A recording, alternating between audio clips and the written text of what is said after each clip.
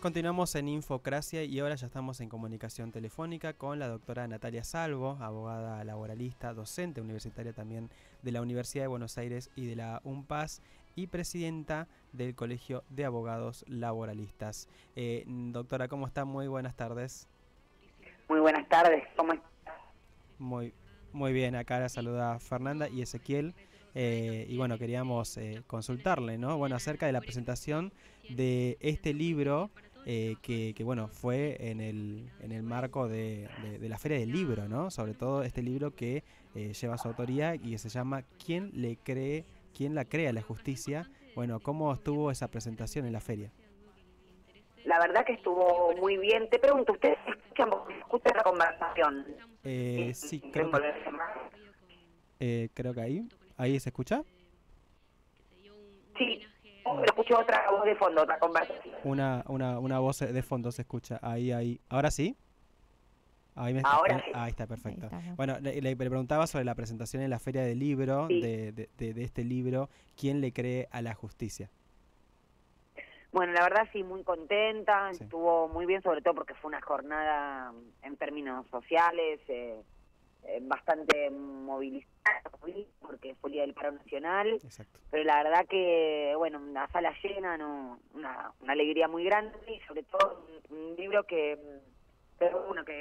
me fue propuesto escribir como consecuencia de la situación actual, no solamente de discurso de la antipolítica o el antiestado, sino la pérdida de vigencia del principio de legalidad, ¿no? Claro. Algo que no solamente arrancó con este gobierno, sino en otras gestiones como en las de Macri, es decir, gobiernos que hablan del respeto a la ley y utilizan esa ley o el aparato judicial del Estado para la persecución social o gremial o a opositores políticos de diversa índole.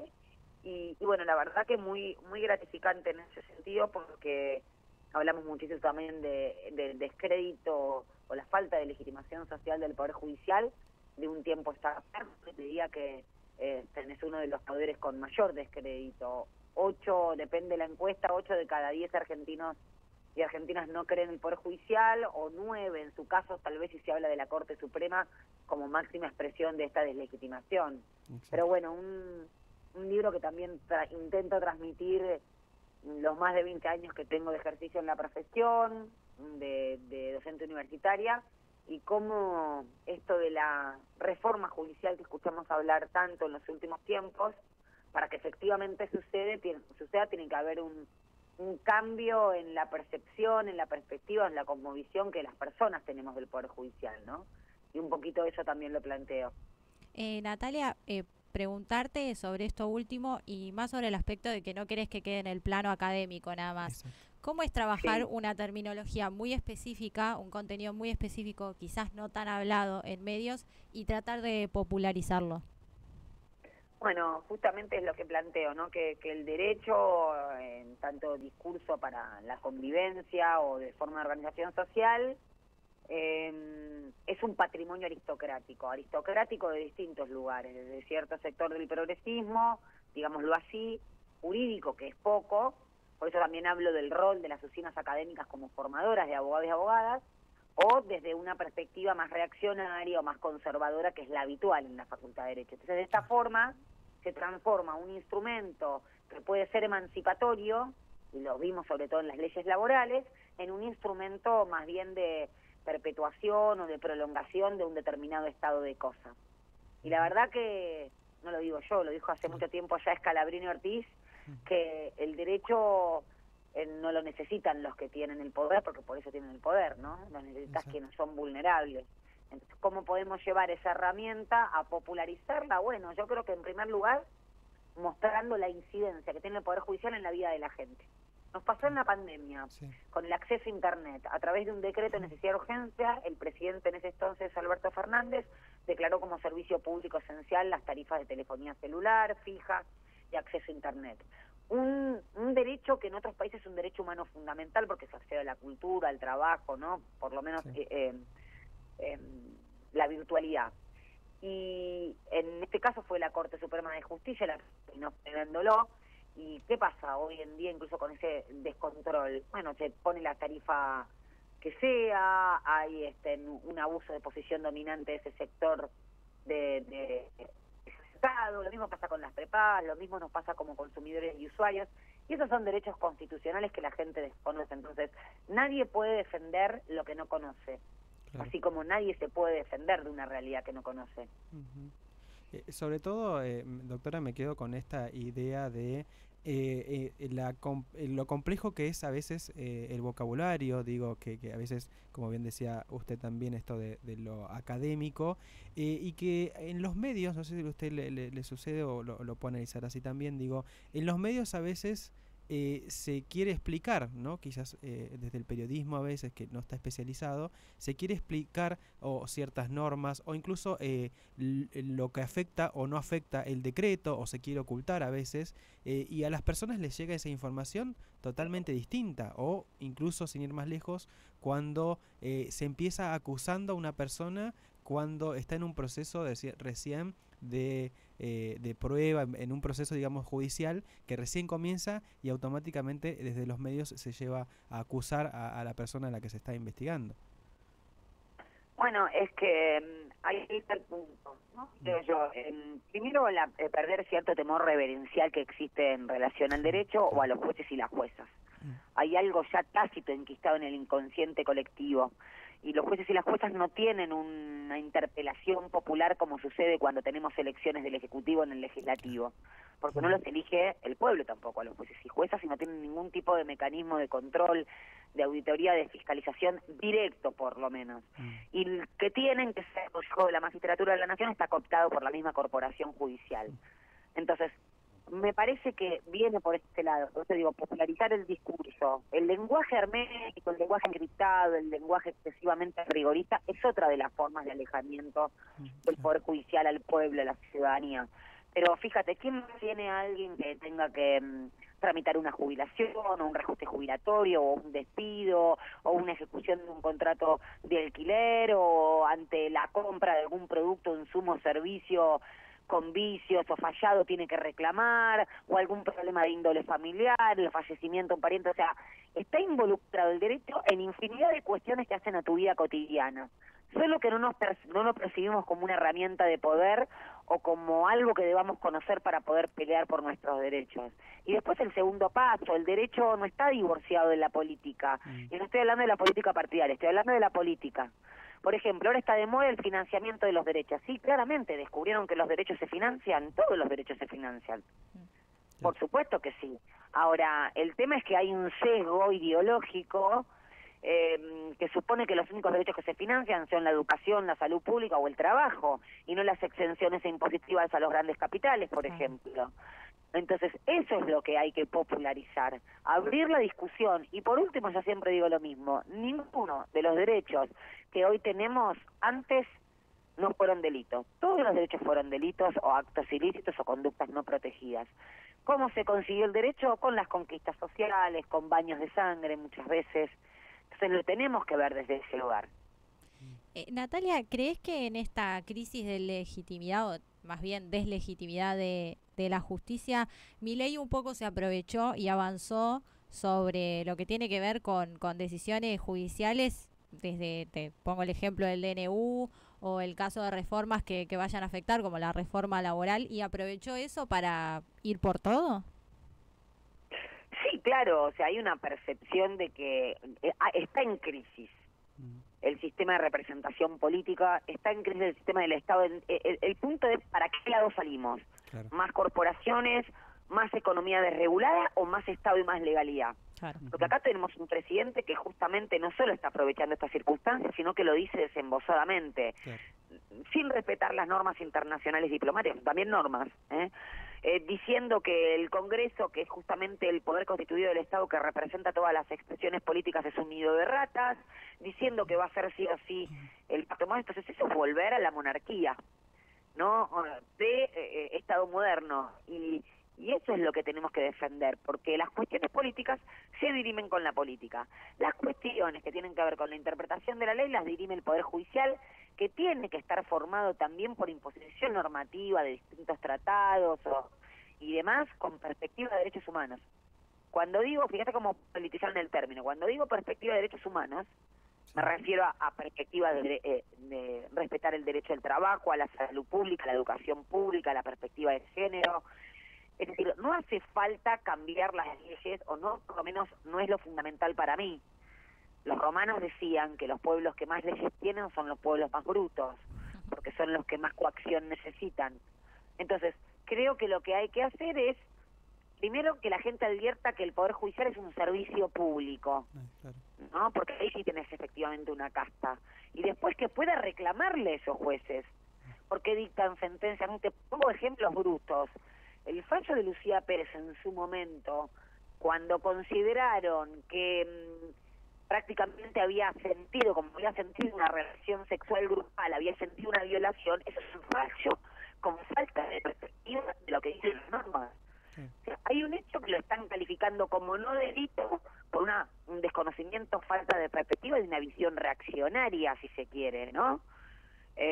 Porque parece ser que eso consintió a que la mataran, ¿no? Claro. Y por supuesto la moral interfiriendo en el derecho, ¿no? En este caso, como si prácticamente a sentir una situación así es a sentir a que te maten, ¿no? Siendo mujer. Pero bueno, esto es el poder, la modificación del Poder Judicial que necesitamos. Un Poder Judicial que no le dé las espaldas al pueblo.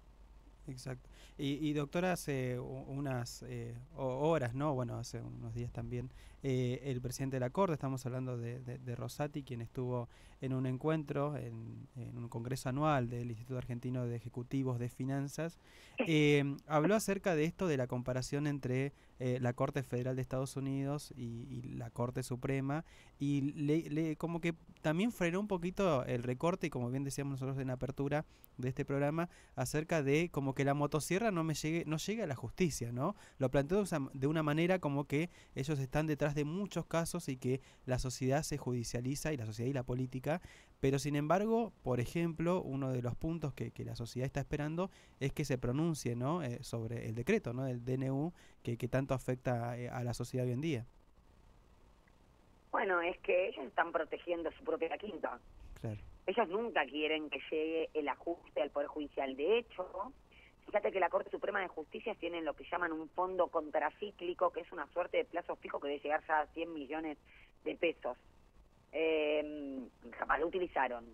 Y después le piden plata del presupuesto el Poder Judicial, que lo maneja el Consejo de la Magistratura, para ahí sí le pueden pedir plata al Estado. Pero voy a algo más profundo. Sí. En su momento hablaron de que tenían muchas causas ellos, Sí. porque la sociedad no resolvía, no autocomponía sus conflictos. Sí.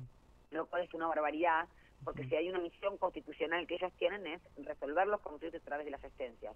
Pero ponderan a la Corte de Estados Unidos, que tiene una composición mucho más amplia, y ellos se negaron a la ampliación de la Corte. Lo que están protegiendo es su propia corporación, están protegiendo este carácter aristocrático del Poder Judicial. Nosotros hemos visto almorzar con empresarios nacionales e internacionales a miembros de la Corte, incluso en el Jockey Club, pero jamás los vas a ver cenar con una organización social o una organización gremial. Claro. O las Madres del Dolor, no sé, pongo otro ejemplo. Claro. Sí, organizaciones civiles. Y esa es una Corte que está simplemente para asegurar determinados intereses sectoriales económicos. Claramente. Natalia, yo te quería preguntar si hubo algún hecho o algún caso, algo que vos dijiste, esto me parece injusto, que te haya servido como para emprender este proyecto de tu libro. ¿Hubo algún caso de injusticia que a vos te marcó, histórico o personal, que vos digas, esto fue injusto y no quiero que siga pasando? En realidad te diría que mucho, ¿no? Es con los anteojos con que vos mires la vida. A mí me parece que las peleas entre desiguales son injustas. Sí. Y lo que hace la ley es justamente igualar y compensar. Pero me pasó, hoy contaba en la facultad, empezar a ejercer con el Corralito. Les contaba que mi primer caso fue una persona de mi edad que había estado 10 años juntando plata para comprarse su guitarra y se la habían incautado, lo que ahora decirte, en vez de 4.000 pesos, $4.000, ¿no?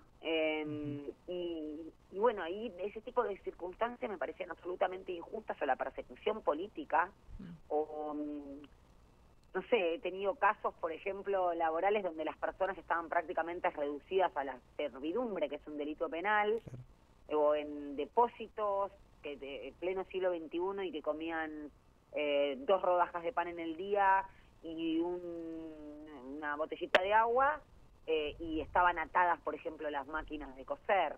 Claro. Eso en pleno siglo XXI. Entonces, si no te agarra la sensación de decir acá tiene que intervenir el derecho con estas circunstancias, y bueno, es legalizar la esclavitud, ¿no? Y asumirla.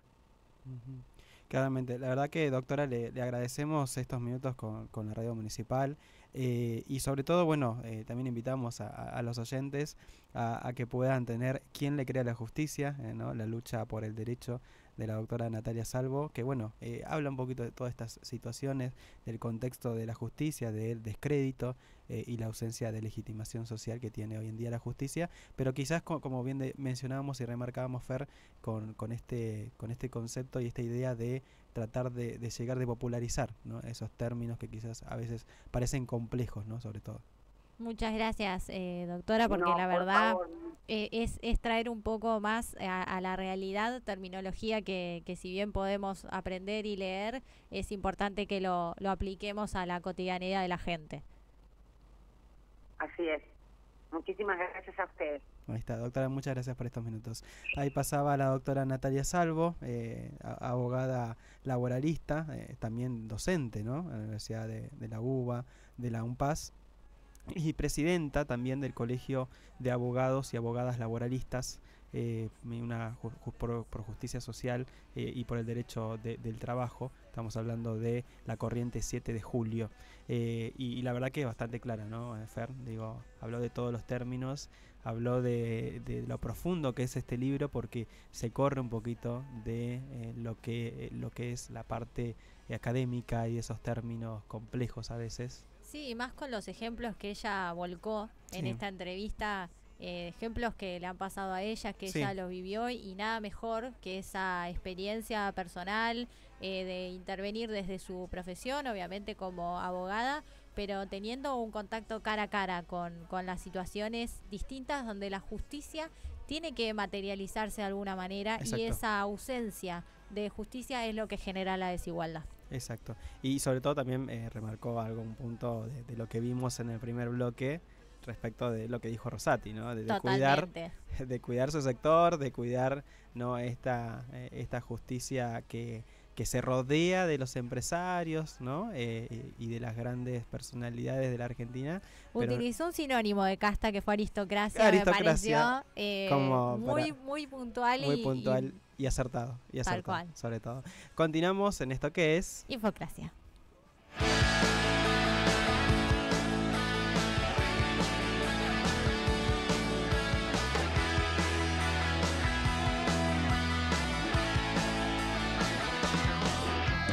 Cada contendiente ilustra su relato.